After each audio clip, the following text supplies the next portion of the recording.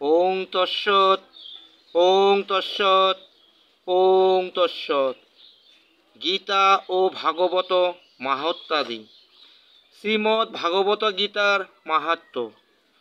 স্বয়ং পদ্মনাভ শ্রীকৃষ্ণর মুখে নিঃসৃত গীতা পাঠ অবশ্যই কর্তব্য।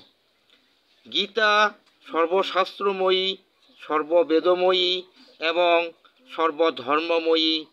এতএব গীতায় অভ্যাস করিবে। গীতার শেষ ভাগে মাহাত্ম্য লেখা আছে। যিনি গীতার এক অধ্যায়, এক শ্লোক বা অর্ধশ্লোকও পাঠ করেন, তিনি পাপযুক্ত হইয়া বিষ্ণুলোকে গমন করেন। শ্রীমদ্গীতার ভাগবত গীতার মাহাত্ম্য। নদীর মধ্যে যেমন গঙ্গা শ্রেষ্ঠ, দেবতার মধ্যে যেমন বিষ্ণু শ্রেষ্ঠ, তেমনি পুরাণ সমূহের মধ্যে শ্রীমদ্ ভাগবত শ্রেষ্ঠ। এই গ্রন্থ বা পাঠ বা শ্রবণ করিলে পরমপুরুষ শ্রীকৃষ্ণর প্রতি শোক, মোহ ও ভয়নাশিনী শক্তি উৎপন্ন হয়।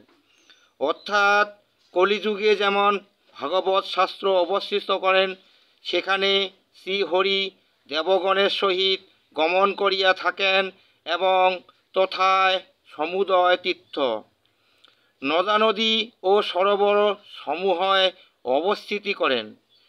এই শ্রীমদ্ ভাগবত সর্ববেদান্তের সার। যে ব্যক্তি ইহার রসামৃতে পরিতৃপ্ত, তাহার আর কদাচ অন্যরতি হয় না। শ্রী মহাপ্রভুর মত। আরাধ্য ভগবান ব্রজে শতয়নস্তধাম বৃন্দাবনং রম্য কচিদুপাসনং ব্রজবধূবর্গণং যা কল্পিতা শাস্ত্রং ভাগবতং পুরাণমলং প্রেম প্রমথ মহান শ্রী চৈতন্য মহাপ্রভুর মত্ত মিদং ততদ্দরণ ন পর। অর্থাৎ ব্রজেন্দ্র নন্দন ভগবান শ্রীকৃষ্ণই আরাধ্য। শ্রীকৃষ্ণই শ্রী বৃন্দাবনে তাহার ধাম। ব্রজবধূবর্গের আচরিত মধুরভাবে উপাসনায় তাহার উপাসনা। সাত্ত্বিক পুরাণ শ্রীমদ্ ভাগবতই তাহার শাস্ত্র।